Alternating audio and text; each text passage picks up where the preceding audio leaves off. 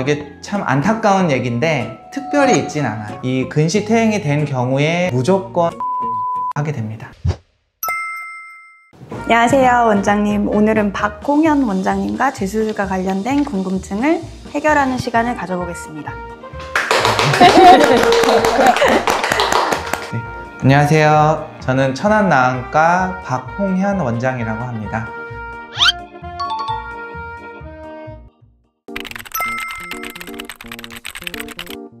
시력교정술 이후에 시력이 떨어지는 걸 저희가 근시퇴행이라고 하는데요. 이 근시퇴행이 된 경우에 무조건 재수술을 해야 되는 건 아니에요. 예를 들어서 우리가 원거리 시력이 떨어져서 일상생활에 불편함을 느끼는 경우라던가 아니면 낮보다 밤에 시력이 더 떨어져서 본인이 불편하신 경우에는 병원을 방문하셔서 재수술이 가능한지 여부를 한번 확인해 보시는 것이 좋습니다.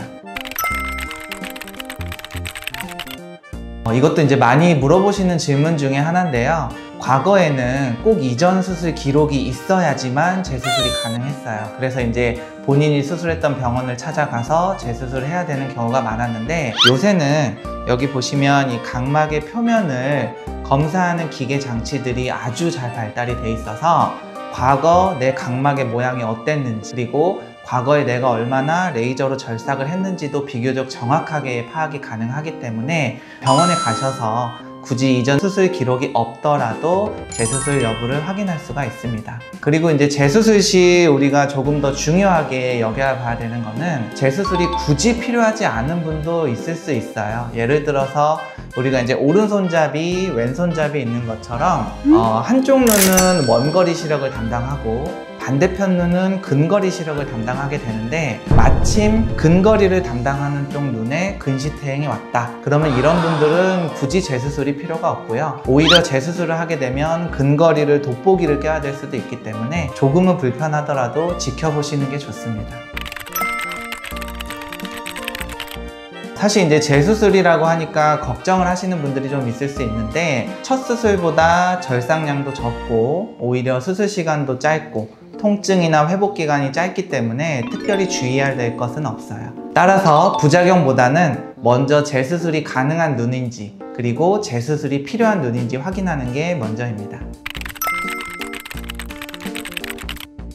우리가 이제 수술은, 과거에 수술하신 분들은 주로 라식이나 라섹으로 수술을 하셨어요. 그러면 이제 라식은 절편을 만들어서 절편을 젖힌 다음에 이 각막의 실질 부위에 레이저로 절삭을 하는 방식인데, 재수술은 이전의 절편을 그대로 들어 올려서 다시 한번 레이저로 절삭하는 방법이 있고, 혹은 이전의 절편이 불규칙하거나 절편이 들어 올려지지 않은 분들에 한해서는 라섹으로도 재수술이 가능합니다. 즉, 과거 내가 라식으로 수술을 했다. 그러면 재수술은 라식이나 라섹이 가능하고요. 라섹 같은 경우에는 상피를 벗기고 수술을 하다 보니까 각막의 표면이 이렇게 굴곡이 져 있어야 되는데 평평해진 분들이 많아요. 그러니까 이런 분들은 무리해서 라식이라는 절편을 만드는 수술로 재수술을 하게 되면은 절편이 안정성 있게 만들어지지 않은 경우가 많아요. 그래서 라섹으로 수술을 하셨던 분들은 재수술은 안전하게 라섹으로 하게 됩니다. 이제 앞서 말씀드렸듯이 사실 재수술 같은 경우에는 굴절 교정 양도 적고 그 다음에 회복 시간도 빠르기 때문에 걱정하는 통증이 심하거나 회복이 느리지는 않아요. 그래서 요거는 걱정하실 필요는 없습니다. 이게 참 안타까운 얘기인데 특별히 있진 않아요. 이게 내가 이제 근시퇴행이 온다, 이거는 이제 오로지 본인의 소인이에요. 근데 다만 내가 첫 수술을 했을 때 고도 근시이거나 혹은 고도 난시인 분일수록 근시퇴행이 좀 더 많이 온다고 보고가 돼 있기 때문에 이런 분들은 정기적으로 병원에 내원하셔서 검진을 하시는 것이 중요하세요.